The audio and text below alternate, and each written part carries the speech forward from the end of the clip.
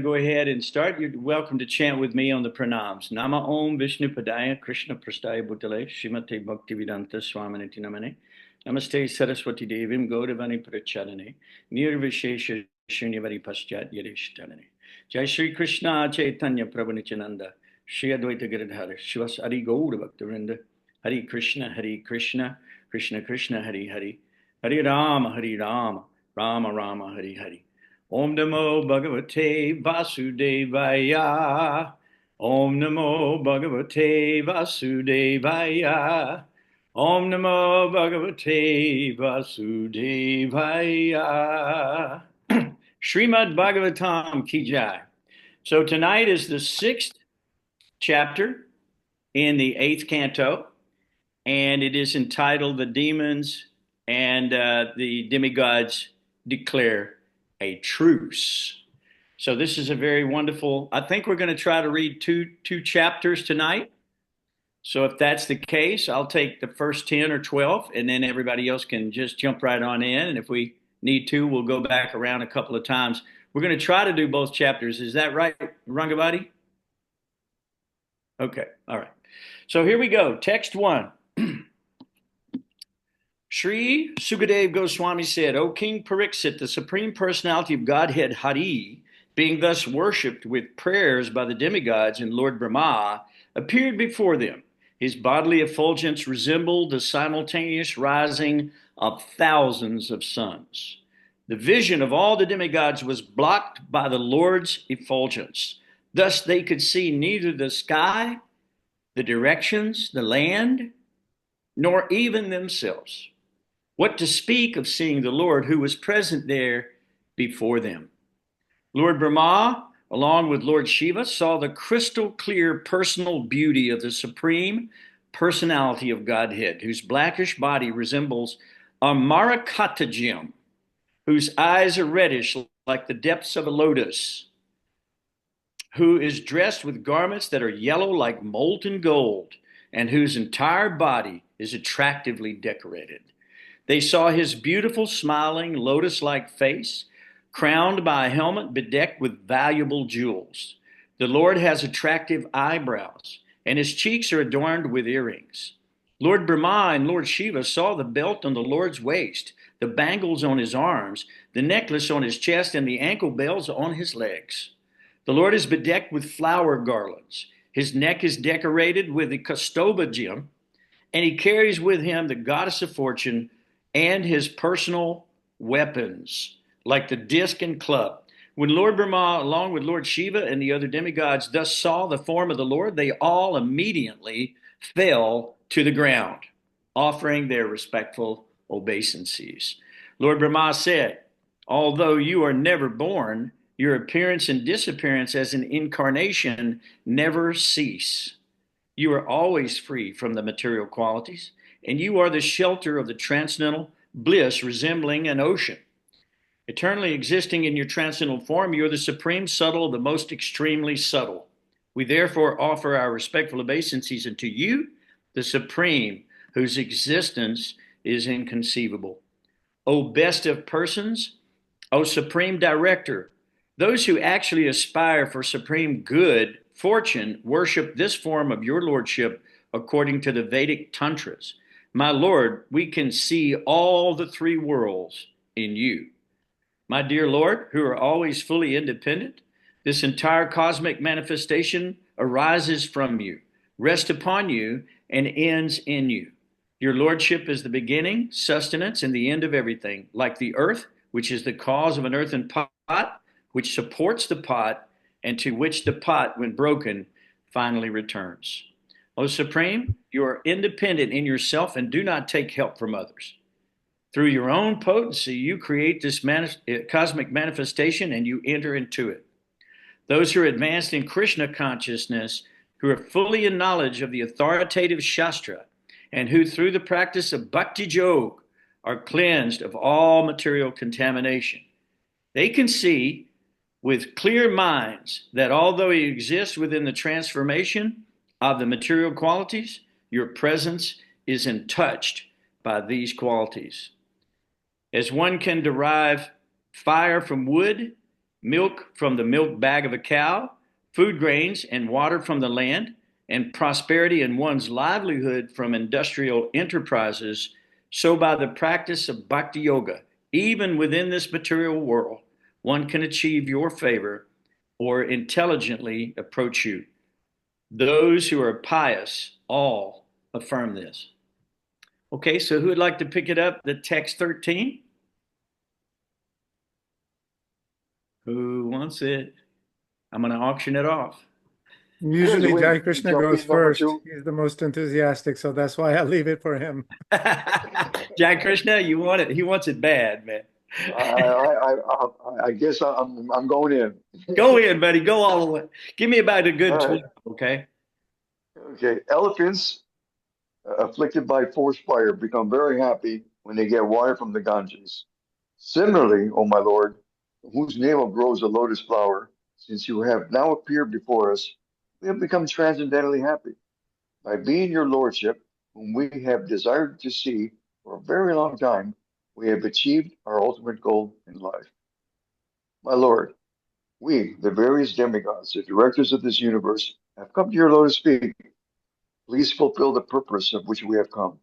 You are now the witness of everything from within and without. Nothing is unknown to you, and therefore it is unnecessary to inform you again of anything. I, Lord Brahma, Lord Shiva, and all the demigods accompanied by the Prajapatis like Daksha, are nothing but sparks illuminated by you, who are the original fire. Since we are all particles of you, what can we understand about our welfare? O Supreme Lord, please give us the means of deliverance that is suitable for the Brahmanas and the demigods. Sukadeva Goswami continued, when the Lord was thus offered prayers by the demigods, headed by Lord Brahma, he understood the purpose for which they had approached him. Therefore, in a deep voice that resembled the rumbling of clouds, the Lord replied to the demigods, who all stood there attentively with folded hands.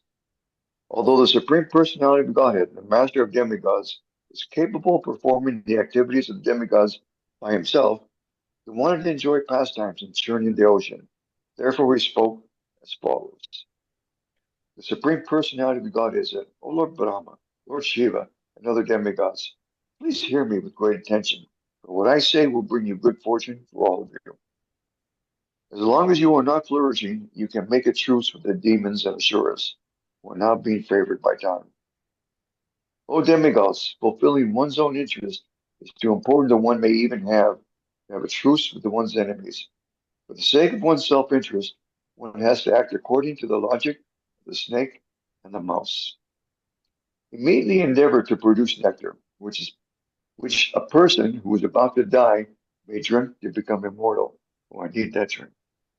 O demigods, cast into the ocean of milk all kinds of vegetables, grass, creepers, and drugs. Then, with my help, make in Mandara mountains the churning rod and Vasuki, the rope for churning, churn the ocean of milk with undiverted attention. Thus, the demons will be engaged in labor, but you, the demigods, will gain the actual result, the nectar produced from the ocean. I pass it to my better half in Georgia.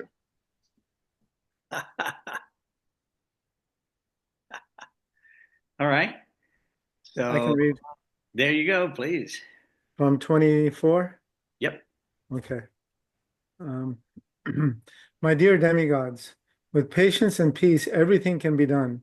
But if one is agitated by anger, the goal is not achieved. Therefore, whatever the demons ask, agree to their proposal. A poison known as kalakut will be generated from the ocean of milk, but you should not fear it. And when various products are churned from the ocean, you should not be greedy for them or anxious to obtain them, nor should you be angry. Shukadeva Goswami continued, O King Parikshit, after advising the demigods in this way, the independent Supreme Personality of Godhead, the best of all living entities, disappeared from their presence. Then Lord Brahma and Lord Shiva, after offering their respectful obeisances to the Lord, returned to their abodes. All the demigods then approached Maharaj Bali.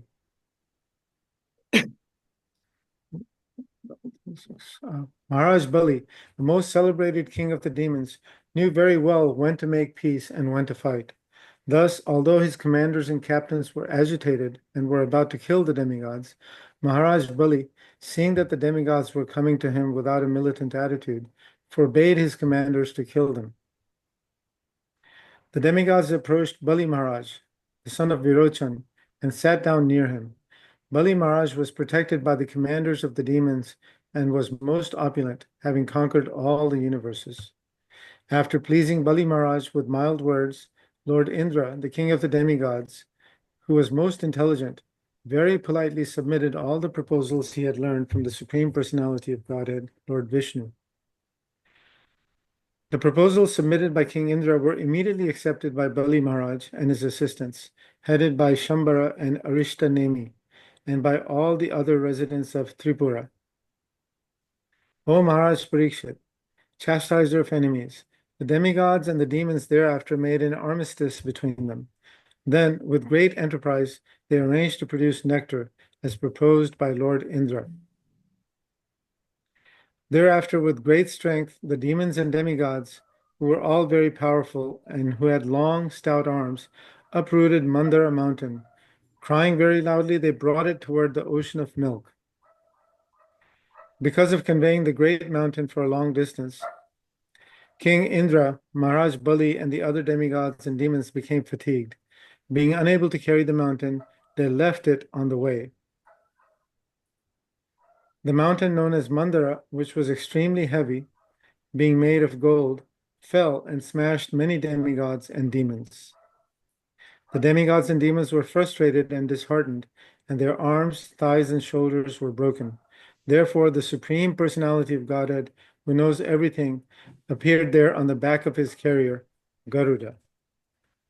Okay, somebody else can read. Okay. Who wants to take it from there? Text 37, and then we'll just keep going into the next chapter. I'll read for a bit. Okay. And maybe Nrsimha Leela will maybe start the next one or something. Okay. Okay. 37. Observing that most of the demons and the demigods had been crushed by the falling of the mountain, the Lord glanced over them and brought them back to life. Thus they became free from grief, and they even had no bruise on their bodies.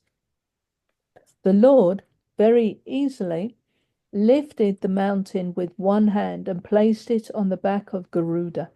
Then he too got on the back of Garuda and went to the ocean of milk, surrounded by the demigods and demons. Thereafter, Garuda, the chief of birds, unloaded Mandara mountain from his shoulder and brought it near the water.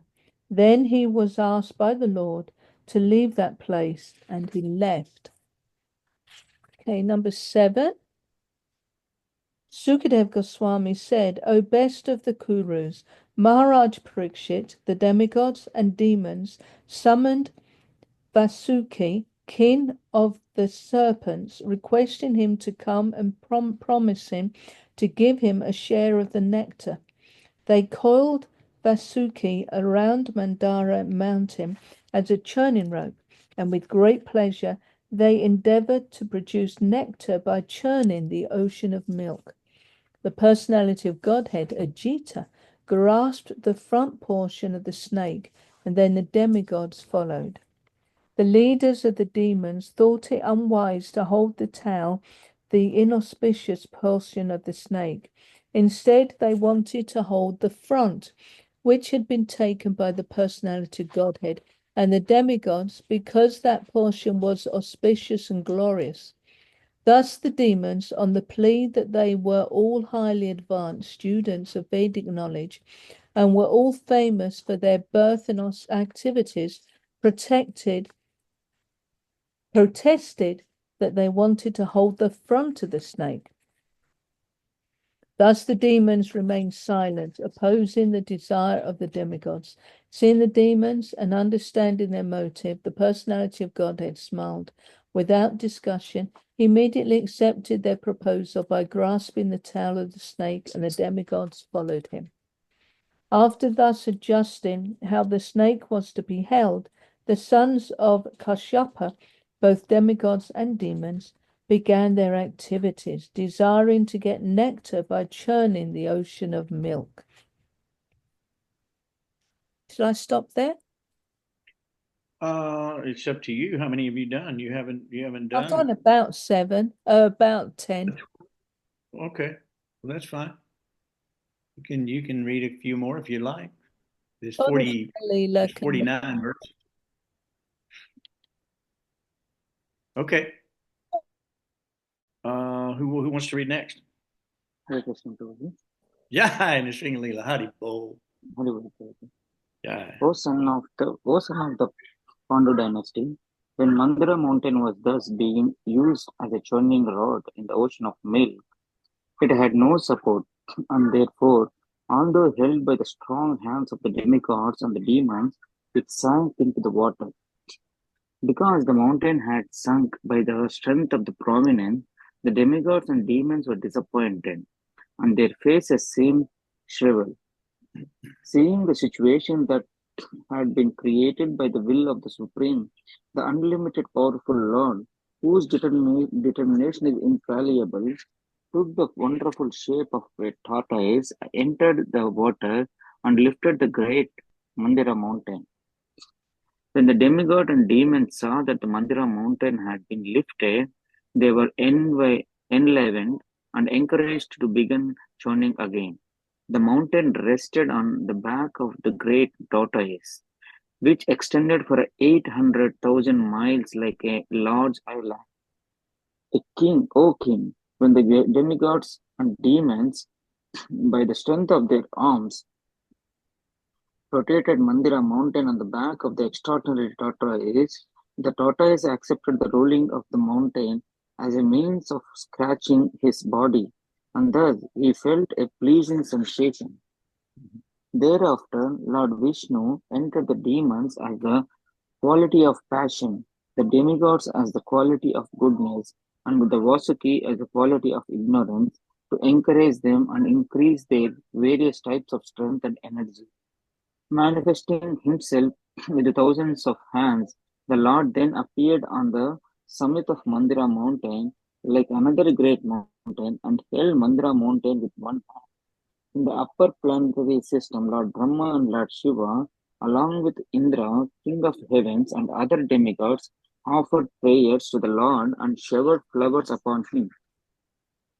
The demigods and demons worked almost madly for the nectar, encouraged by the Lord, who was above and below the mountain, who had entered the demigods, the demons, Vasuki, and the mountain itself. Because of the strength of the demigods and demons, the ocean of milk was so powerfully agitated that armed alligators in the water were very much perturbed. Nonetheless, the churning of the ocean continued in this way. Vasuki had thousands of eyes and mouths. From his mouth he breathed smoke and blazing fire, which affected the demons, headed by the Paulama, Kaleya, Bali, and Ilvala.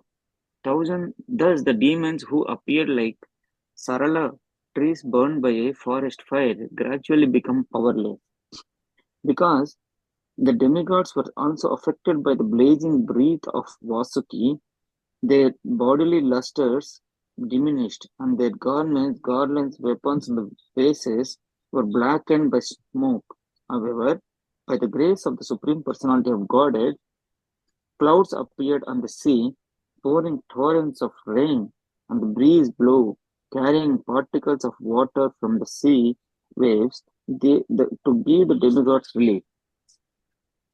When the nectar did not come from the ocean of milk, despite so much endeavor by the best of the demigods and demons, the Supreme Personality of Godhead, Ajita, personally began to chant the ocean. The Lord appeared like a blackish cloud. He was dressed with yellow garments. His earrings shone on his ears like lightning, and his hair spread over his shoulder. He wore a garland of flowers, and his eyes were pinkish.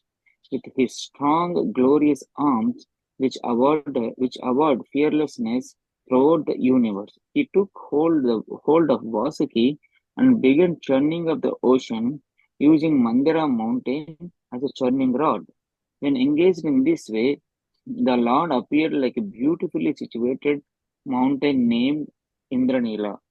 The fish, sharks, tortoises, and snakes were most agitated and perturbed. The entire ocean became turbulent, and even the large aquatic animals like whales, water elephants, crocodiles, and Timingala fishes, large whales that can swallow small whales, came into the surface.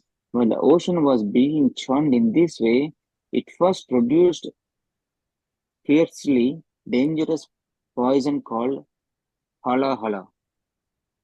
O king, when that uncontrollable poison was forcefully spreading up and down in all directions, all the demigods, along with the Lord himself, approached Lord Shiva, Sadasiva, feeling unsheltered and very much afraid. They sought shelter of him. The demigods observed Lord Shiva sitting on the summit of Kailasha hills with his wife Bhavani for the auspicious development of the three worlds. He was being worshipped by great saintly persons desiring liberation. The demigods offered him their obeisances and prayers with a great respect. Someone take that. Is your daughter reading? Doctor, she's in class. Oh, she's in class. Okay.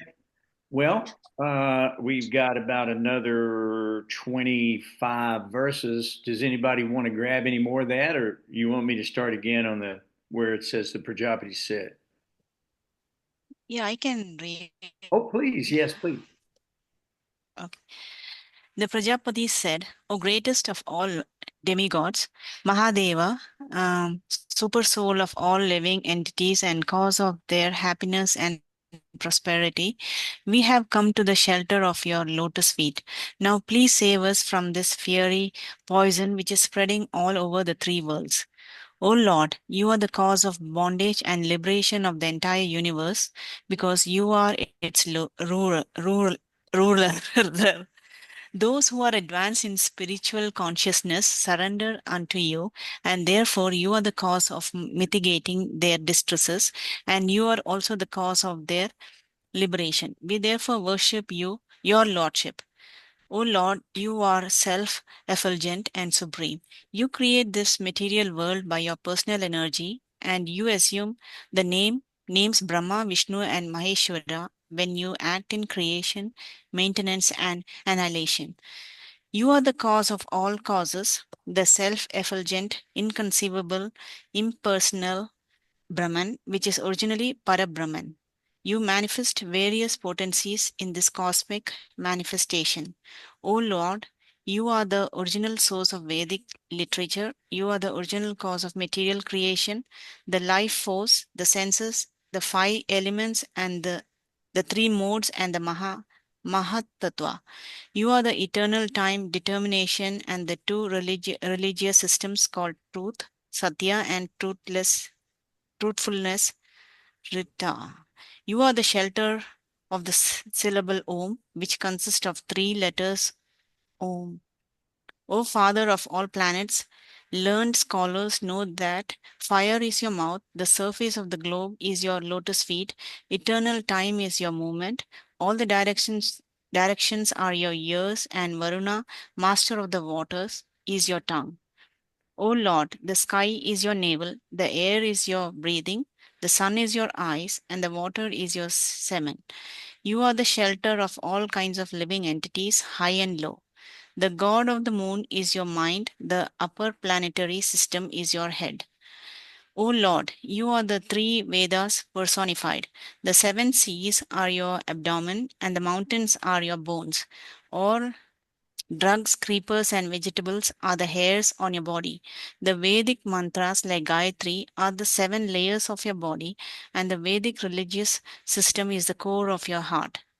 O Lord, the five important Vedic mantras are represented by your five faces, from which the 38 most celebrated Vedic mantras have been generated.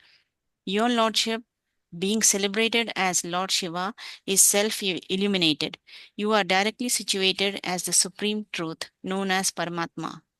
O Lord, your shadow is seen in irreligion, which brings about varieties of irreligious creations.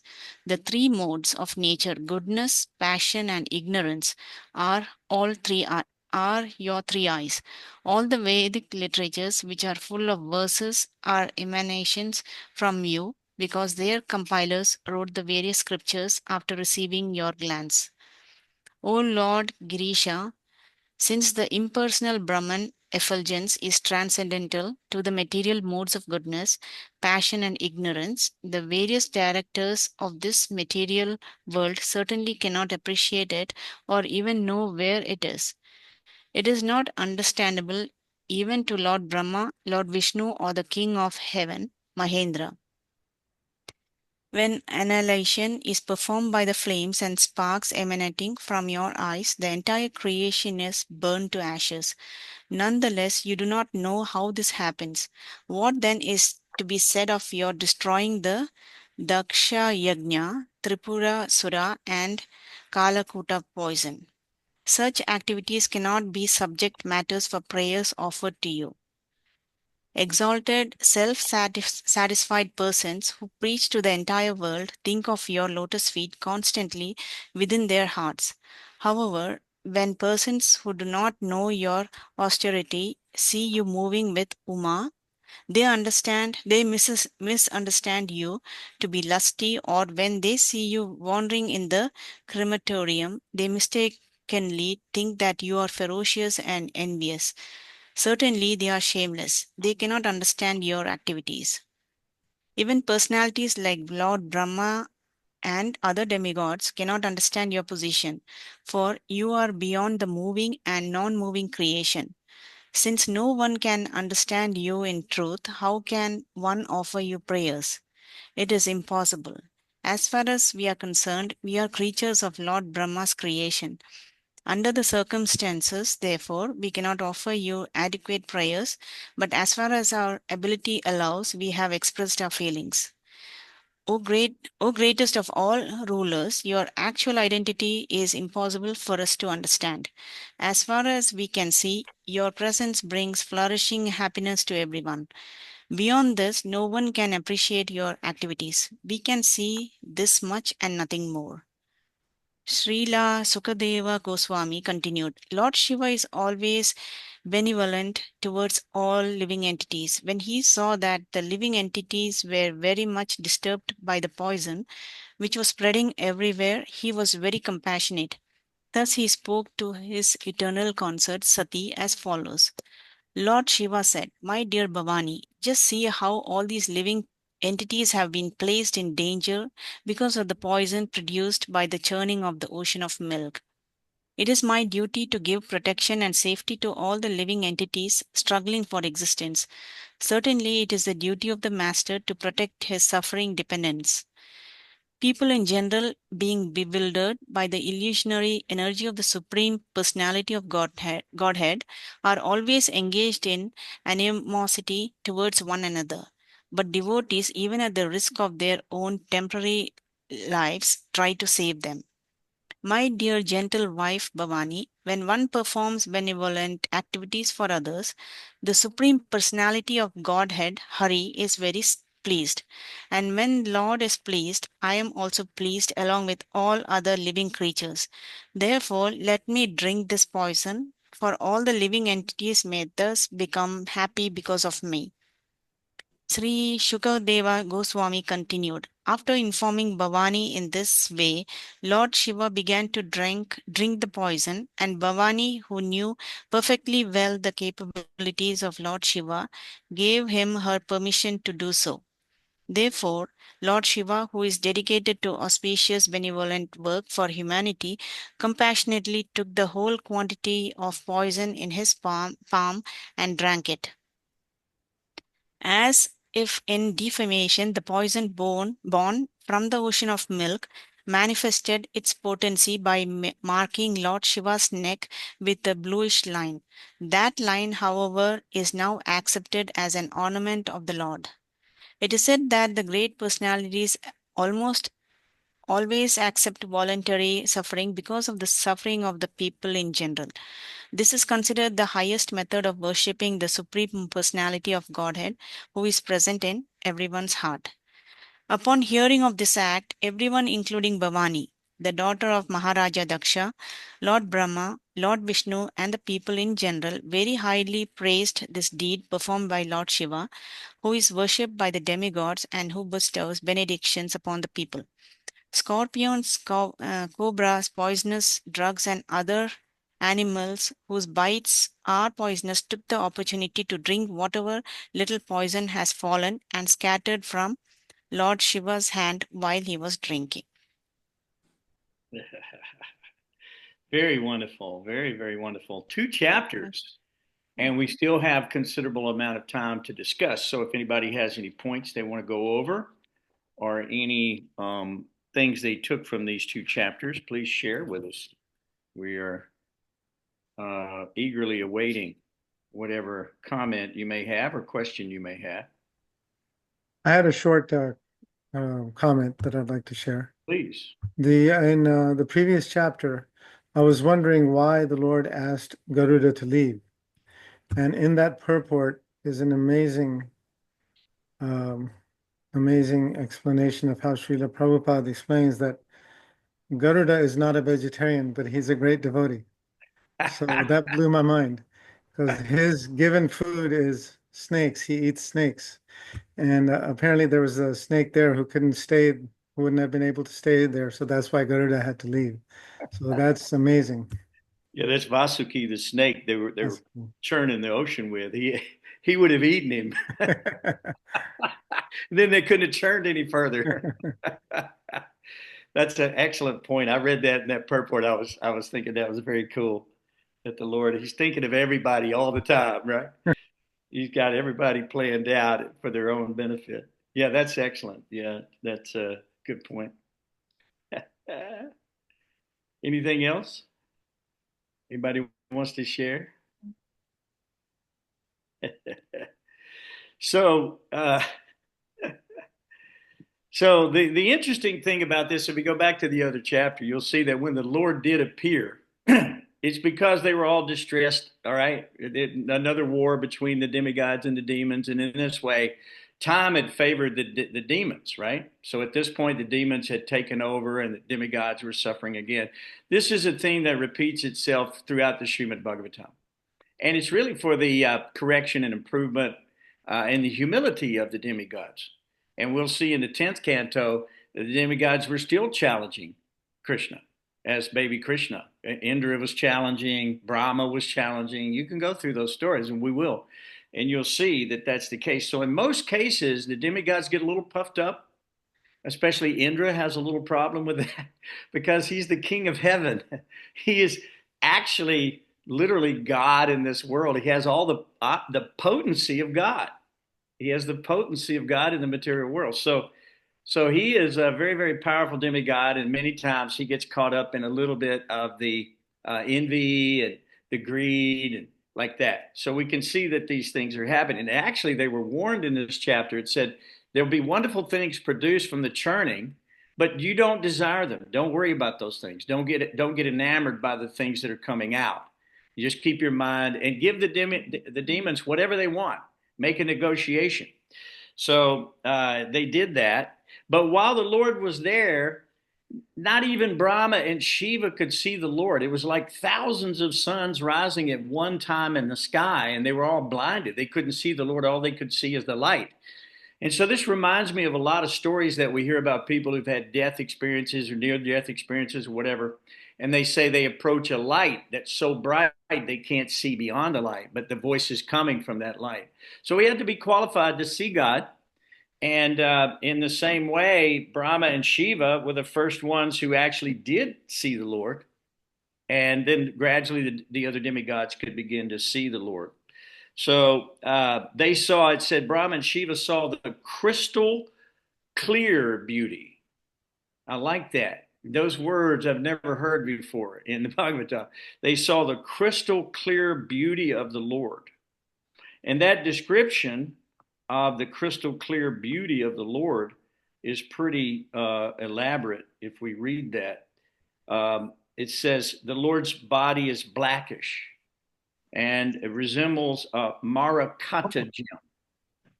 So it resembles this blackish gem. His eyes are reddish and like the depths of a lotus. Yellow garments, molten gold, attractively decorated. Smiling lotus-like face crowned by a helmet bedecked with the most valuable jewels. Attractive eyebrows. Cheeks are adorned with earrings. So we can understand what God looks like. We can understand through these descriptions who is God. The Lord is bedecked with flower gardens. Neck is decorated with kastuba gem. So we can know that. Mark of Shrivats. God can be identified. So many, Prabhupada said, there's so many bogus yogis and gurus and so-called incarnations who are coming to the world, but they're not showing the features, the personal features of the Lord. They don't have the disc, the club, the conch shell, the lotus flower. They don't have mark of Shrivats. They don't wear kastuba gem. They're not God. So this is how you can know. This description of God is here. And Lord Brahma and Lord Shiva, along with all the other demigods, saw the form of the Lord. And what did they do? And these are the masters of the universe. Brahma's creator of the universe through him being empowered by the Lord. What did they do? Fell down like a rod in front of the Lord in humility and began offering their humble obeisances, which is the case in every case. And this was Lord Ajita, which means the infallible, the unconquerable Lord has come to take care of them. He's also called Shirodakshai Vishnu, or Hari, the super soul, he's also called in these chapters. So he's described in multiple ways, and then he also transforms into the form of a tortoise to encourage this pastime further. And if you look through the pastime, let's go through it a little bit. One thing that you have to understand here, because this is the Avatar series that we're doing, we're studying the avatars. They say that in this chapter, it says, Brahma says your incarnations never cease. So the incarnations never cease. In one place, I've heard it described that the incarnations are coming again and again, like waves are crashing against the shore. And in every case, it's to reestablish the principles of religion and to annihilate the miscreants. This is clearly described in the Bhagavad Gita without any question. So the Lord's existence is inconceivable, that these things are going on eternally. And this is all a pastime of the Lord. This whole thing was simply a pastime for the pleasure of the Lord. He could easily handle all this by himself. He doesn't need the demigods. Like if you look at the story of Lord Brahma, where he came and took all the cowherd boys and the cows, Krishna just manifested himself as the cows and the cowherd boys. And even the parents in Vrindavan of all the cowherd boys and so forth, their love was exponentially increased when the Lord took those positions as the cowherd boys, just to show Brahma a lesson, right? So, and also with Indra challenged about the sacrifice that he was supposed to receive. Krishna said, no, offer it to me. He starts inundating the village with unlimited rain. You know, the cloud of ultimately destruction comes. The Lord simply with one hand, left hand, little finger, Srinath, he just simply picks up the mountain and holds it. It's not a problem. So here he does the same thing, right? In just a few moments, we'll see that he picks up the mountain with one hand. He picks it up and saves the demigods again. So this is the Lord's pastimes. These are the activities of the Lord. No one can equal them or be greater than those pastimes. And if someone comes and says, I am God, then they must also do the same type activities, or otherwise we know who they are. So Prabhupada said at one point, the spiritual master never comes and says that I am God. The spiritual master comes and says, I am an ambassador for God. I'm bringing God to you, right, as a transparent via medium. So that's the idea. The spiritual master He brings that. So that's why we're told to approach the spiritual master, Tadvidi Pranipratina, Pariprasnena Sevya. Approach him and then you'll find the truth. And then Krishna says in the very next verse in the Bhagavad Gita in 435, Yagyatva na pranarmoham evam yashyasi pandava. He says that once you have thus learned the truth, you will know that all living beings are but a part of me, that they are in me, and that they are mine. Krishna says that in Bhagavad Gita, that when you have learned the truth, this is the realization you shall come to. So the demigods obviously have this realization. It's easy to see from the prayers of Lord Brahma that these realizations are real for them. They say that the Lord is the beginning, the middle, and the end. He's like an earthen pot. The pot comes from the earth. It's sustained for a while. It's broken. It returns to the earth. So in the same way, this manifestation manifests for a while, and then it's once again taken back into the body of the Lord. So just like you can see that from wood comes fire, or from the milk bag of a cow comes the milk, or that from the land comes and the water comes all these varieties of foodstuffs and grains and so forth. Similarly, by the practice of bhakti yoga, one can actually achieve the favor of the Lord. So we know that that is the only way that the Lord is pleased, is through bhakti yoga. And he keeps saying that again and again and again. Because karma yoga is yoga when you're attached to fruitive activities. You want to dovetail those in the service of the Lord. Karma is there. Jnana, when you want to speculate about the universe and all this knowledge, that's there. Jnana yoga is there. But all of those yogas lead to bhakti yoga. And bhakti yoga is what stimulates or pleases the Lord. So it says the demigods felt like that. They felt like elephants who were running from a fire, and they got to the Ganges River and finally got water on their body to get some relief because they had longed to see the personality of Godhead for so long. It says for a very long time they longed to see the Lord. And finally the Lord came into their presence. So they were nourished and they were quenched and they were comforted by the Lord being there, and they felt very secure in his presence. And they'd been wanting to see him for a long time. So they even said, there's no need for us to even tell you what we want from you. You already know. Think about it. You already know. We don't even have to ask because you already know. So this is Krishna. Who else can be a friend like this to you? Who else can share that intimacy with you and already know your own mind and be there to save you even in the greatest danger? So that's why in the Bhagavad Gita, Krishna recommends that this whole process is Krishna consciousness. The whole process. It's all about being conscious of Krishna. That's what this whole sadhana bhakti process is. So Krishna says in 626 in the Bhagavad Gita, yato nischalati manaschanchala ashrita. So from whatever and wherever the mind is wandering due to its flickering and unsteady nature, one must certainly withdraw it and bring it back under the control of the self. So this process that we see of the demigods, this whole process of offering obeisances, offering prayers to the Lord, their dramas, their stories, all of that is designed to make us aware of the pastimes of the Lord, the power of the Lord, omnipresence of the Lord, and the Lord's function and interaction with his devotees and with the demons in the material world. We learn who the Lord is. So the demigods, they say, we're just sparks of your fire. We reflect your light. They don't have light. The Lord is their light. So they are very clear about that. And so they can't even understand what they need to do for their own welfare. Just like little children. We don't know how the parent is maintaining. The parent is maintaining us.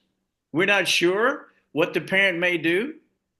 The parent has to go out and work very hard in some job. They don't know. All they know is the food is coming, the shelter is coming, the medicine is coming, the love is coming. Everything is coming very nicely. They don't know how. We don't even know how the body works that we're living in. We're living in a body, we don't even know how it works.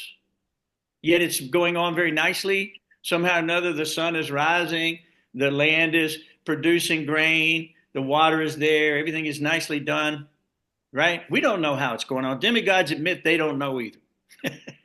The scientists are trying to explain all this, but they look like fools when they do it. And many times they're not only just fools, they're rascals because they try to omit God from the equation and explain it separately with no God. That's atheism. That's not even science. That's nonsense. And that's where the nescience is coming from, where the darkness is coming from. So the demigods say, give us a means for our deliverance. We don't know what to do. Give us something that's appropriate for demigods. We don't know what to do. So do something for us. Help us out. Right? So what does the Lord do?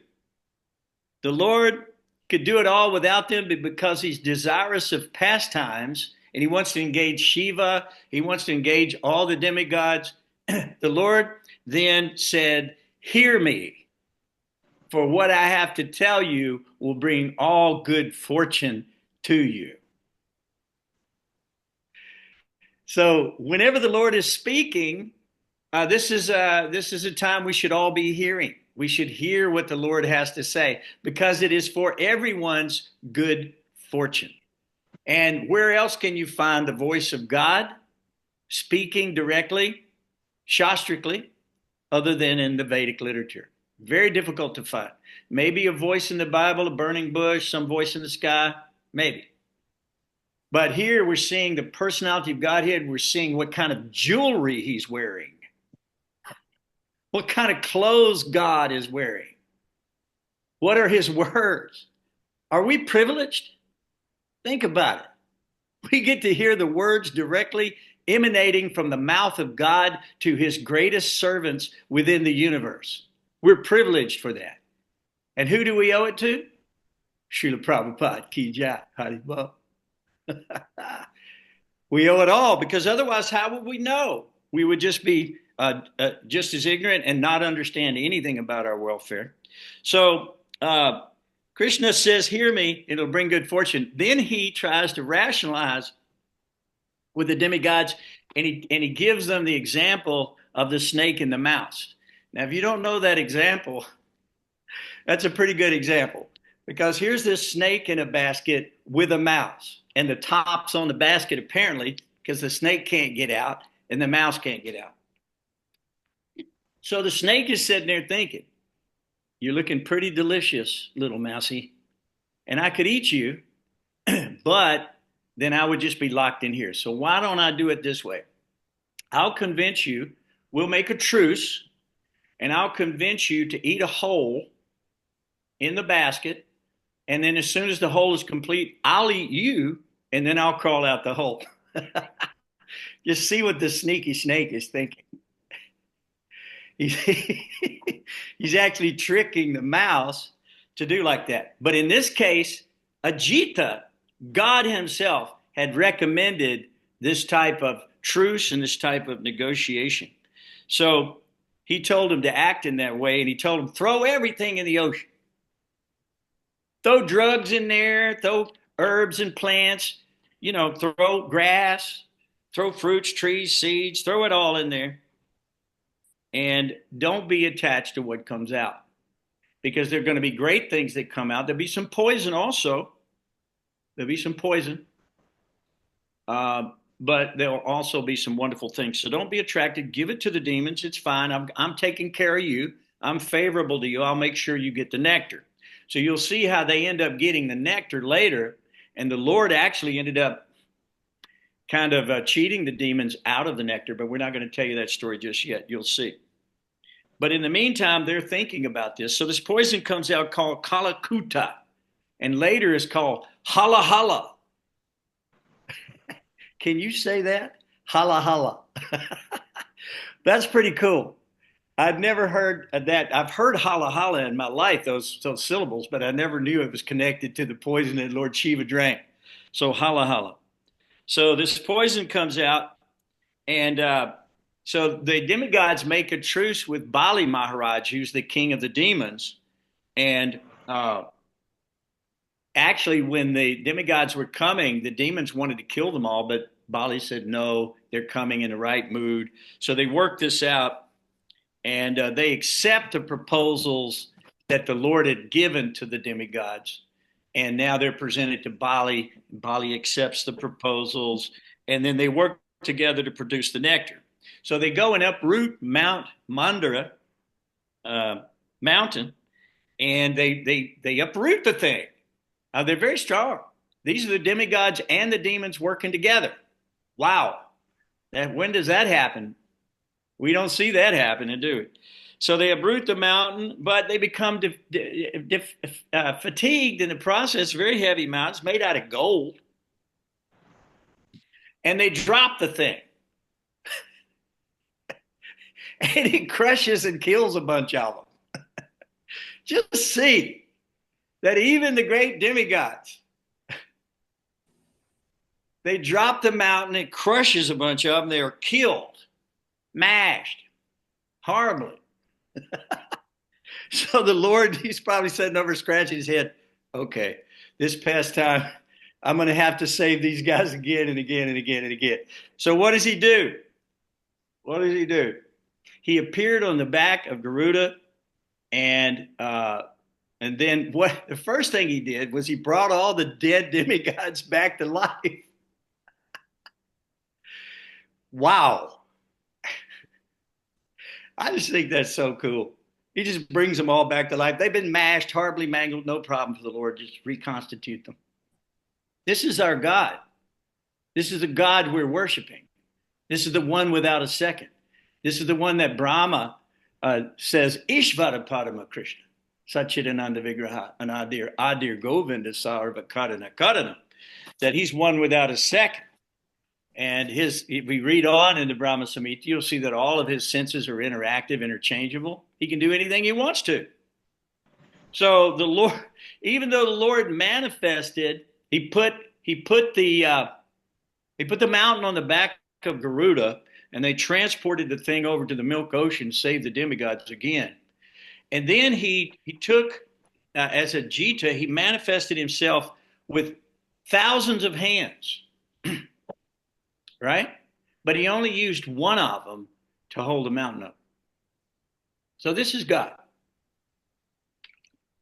He doesn't need more than one hand. He doesn't even need a hand. He can just will it to be so. But these are all pastimes. So now the Vasuki, the serpent, was around the mountain. And as you know, he's got thousands of eyes and hoods and stuff like that. He's blowing fire out. He's giving everybody's becoming fatigued again. And so the Lord is taking, at the end, he takes the snake at this point. So they wanted to take the head of the snake, which was auspicious, but the demons wanted that. So the Lord, without any protest or any further comment, just took the tail, and so the demigods took care of that. But before that, it already sank into the water again, and they were becoming very, very frustrated. So now the Lord took the shape of a tortoise and went underneath the mountain and lifted the mountain up and stood on the top of the mountain and held it up with one hand while the tortoise, while it was being ground back and forth, being churned rather, on the back of the tortoise. And at the same time, the Lord achieved gratuitously a nice back scratch. And he enjoyed it. So these are the pastimes of the inconceivable personality of Godhead, who is the monarch in all species. And we talked about in the last class that he was 80,000 miles long. So we think that's fantastic, huh? Not so. Just to the nearest next planet, it's over 250,000 miles.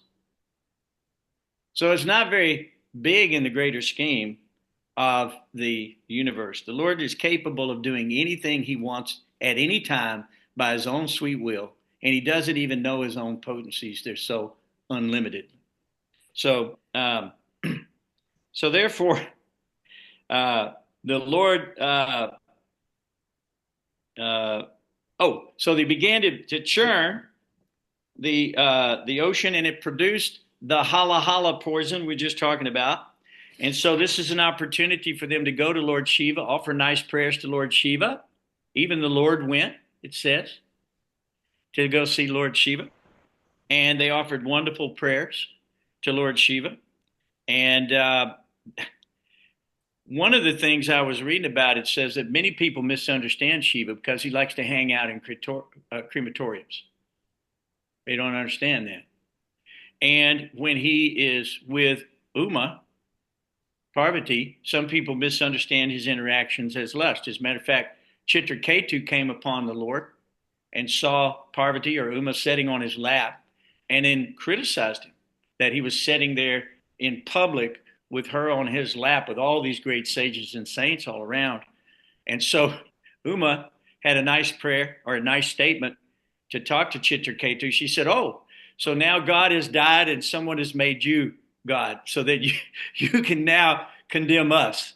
You have taken the role of master chief. Just see." So he accepted her curse. It was a wonderful story. You can read that story of Chitraketu. We just went through that not too long ago. So the demigods all said, your identity is impossible for us to understand. We cannot understand your pastimes.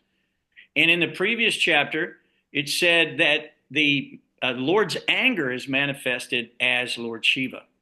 Yet he's the most compassionate to these fallen souls who would have no refuge. These ghosts and these demons and all these different personalities can take shelter of Shiva, and he takes good care of them. So he agreed to drink the poison, the hala hala poison from the milk ocean. And in doing that, his throat achieved this bluish line, which he's famous for now. We just found out why he was called Tirupati in the last chapter, by destroying with 3 arrows the mountains of iron, gold, and silver. He had done that. So we found out how he achieves his names by doing these activities. So the one thing that they say is the only thing the demigods could understand about Shiva is that his presence brings flourishing happiness to everybody. His presence brings flourishing happiness. And it says beyond this, they cannot understand anything more. They don't understand the rest of Lord Shiva. So they're speaking like that. But they do know that he is willing to take on voluntary suffering to alleviate the suffering of the people in general. So all great souls like that will take on voluntary suffering for our benefit. Just like the spiritual master, when we come to him sincerely and we take our initiation, he takes our sins from us. This was one question that Jai Krishna had also. We become sinless when we take a spiritual master, as long as we follow the instructions of the spiritual master. But if we leave the instructions of the spiritual master, again, we're on our own. The spiritual master can't help us with that. That's our own decision to leave his shelter. So we should never leave the shelter of the spiritual master. And the master must protect his dependents. And this is Krishna's favorite pastime. Ram talks about it too. So as he's drinking the poison, some of the drops fall, and the scorpions, the cobras, the poisonous the drugs or plants that we see, or the bites of poisonous creatures like snakes and stuff, they had taken those drops and drank those from his hands. So that is how that chapter ends. And we're at 8:01. Look at me. What do you think about that? Yeah, I'm getting some applause over here from Sri Rangavati. You must know how hard that is to achieve. Rangavati just doesn't pass out applause for anything. You have to go to bat. So it's 8:01. I feel great about these 2 chapters. What do you guys think? Any other comments? Any other questions about these 2 chapters you want to make? Mother Prativa, you have any question? No question. Jai Krishna, you got any questions or comment? You always have some good comment. Yeah, but they don't have to do with this chapter. Oh, okay. Well, let's stay with the chapter for one more minute. Ram Raghava, you got Okay. any additional nectar to throw our way? Nishinga? Yes. Um, Okay. so in when the demigods were distressed because the poison was spreading, they went with Lord Brahma to approach Lord Shiva and Lord Vishnu also, and they approached Lord Shiva. So one may get confused by why they approached Lord Shiva instead of approaching Lord Vishnu, because we understand Lord Shiva is a demigod, but he also has a special position. So in the purport, amazing information that's given by Srila Prabhupada, he quotes Madhvacharya, and this is the purport to verse 19. He says, one may question that since the Supreme Personality of Godhead was present, why did he accompany all the demigods and people in general to take shelter of Lord Sadashiva instead of intervening himself? And you mentioned also that he wanted to give credit to Lord Shiva. So here's reinforcing that. In this connection, Srila Madhvacharya warns, Rudrasya yashaso arthaya swayam vishnur visham vibhu na sanjare samarthopi vayum choche prashantaye. Lord Vishnu was competent to rectify the situation, but in order to give credit to Lord Shiva, who later drank all the poison and kept it in his neck, Lord Vishnu did not take action. So, and then in other purports, Srila Prabhupada goes on to explain more background of this. And he even says that when Lord Vishnu is always unattached to material activities. Oh yeah, that's what I meant to explain. That Srila Prabhupada explains that Lord Shiva is a special incarnation of Lord Krishna or Lord Vishnu, known as Shakti-Avesh avatar. So in that sense, he can be addressed as the Lord himself because he is an Shakti-Avesh or an empowered incarnation. And in Isn't he purports also to a guna? Isn't he also a guna avatar? Guna avatar, yes. Yes. And so in the purport to verse 22, Srila Prabhupada also explains, Lord Vishnu is always unattached to material activities. And when material activities are to be performed, Lord Vishnu performs them through Lord Shiva. Lord Shiva is therefore worshipped on the level of Lord Vishnu. When Lord Vishnu is untouched by the external energy, he is Lord Vishnu. But when he is in touch with the external energy, he appears in his feature as Lord Shiva. Yep. And also, as far as giving credit, it reminds me of one time I've read that on a morning walk in Mayapur, the devotees were asking Srila Prabhupada a question about how Bhaktivinoda Thakur started the Krishna consciousness movement. Why he didn't finish it. And so Srila Prabhupada said, because he wanted to give us the credit, referring to himself. So he said he was a powerful Vaishnava. He could have done it, but he wanted to give us credit. So he left it for Srila Prabhupada to complete. Yeah, and that's rasa. That's the rasa of it all. And that's the whole purpose of existence. The whole thing is for this pleasure that we would derive in the service of the Lord. And the Lord derives pleasure in servicing all of us. So this is wonderful that he would leave room for the credit for all these great souls to do these things when he himself is capable of doing it all anyway without anyone else's help. But he's expanded into all of us, into all of these things for the sake of this pleasure potency. And so that's a very good point, Ram Raghu. So yeah, he wanted to give Shiva involved in the pastime. He wanted all the demigods to be involved in the pastime and to do their part. So there's three guna. There's three avatars. There's Vishnu, who's in Sweta Dweep, who's really beyond the material world, does all the maintenance of the material world. And then and that's in the mode of goodness, and then Brahma in the mode of passion, and Shiva in the mode of ignorance. So all these incarnations are there, or plenary portions, or portions of plenary portions, are there to enjoy additional pastimes. That's the whole thing. And so he engaged Shiva. So in Bhagavad Gita, Krishna says, Tesham satata yuktanam bhajatam pritipurvakam didami buddhi yogam tam jainamam upayanti te. So he's talking about intelligence, really. Buddhi yogam, really, buddhi yoga means real intelligence. In other words, what is your intelligence fixed on? What is real intelligence? Real intelligence is that when we are constantly devoted in serving with love the Supreme Personality of Godhead, Krishna will automatically begin to give you the understanding by which you can come to him. Prabhupada, I was just listening to a lecture earlier, and Prabhupada was saying that when you chant Hare Krishna, you associate directly with the personality of Godhead.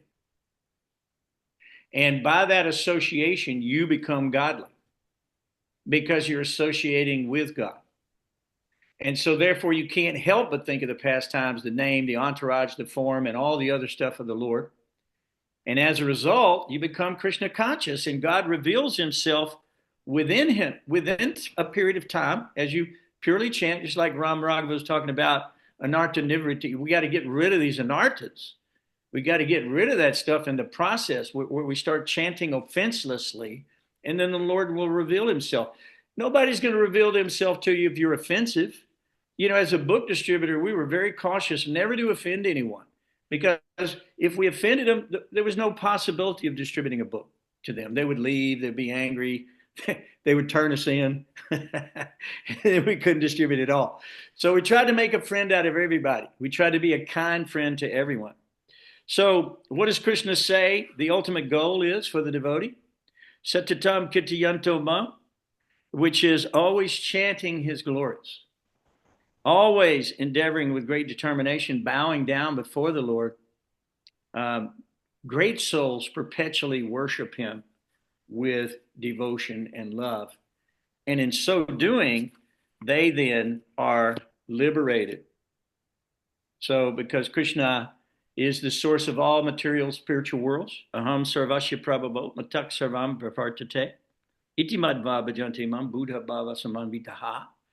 So that all the material world, everything is emanating. So,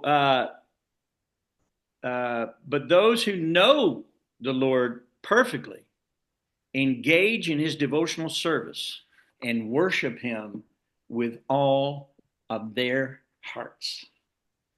So I'm going to leave it at that. Worship him with all their hearts. That's the point, right? He's the source of all spiritual and material worlds. Those who know that perfectly well worship him with all their hearts. So we see that the demigods are doing like this. They understand. So we need to follow in those footsteps. All right? Anything else? Excellent points tonight. Excellent class tonight. Thank you guys so much for being here. And we're going to go to the next chapter next week, and this story will continue. Some really cool stuff is about to happen. So you need to be on the edge of your seat and arrive a little bit early so we can cajole a bit, because I always love to speak to everyone. But once the class starts, it's a little difficult. We are limited by time. Okay? So please come next week, and we'd love to see you. In the meantime, we'd like to chant together. Chant with me. Hare Krishna, Krishna Krishna, Hare Hare, Hare Rama, Rama Rama, Hare Hare. And thanks for all the beautiful reading and the wonderful comments tonight. We appreciate everybody, and looking forward to seeing you next week. Same time, same station. Hare Bol. Hare Krishna.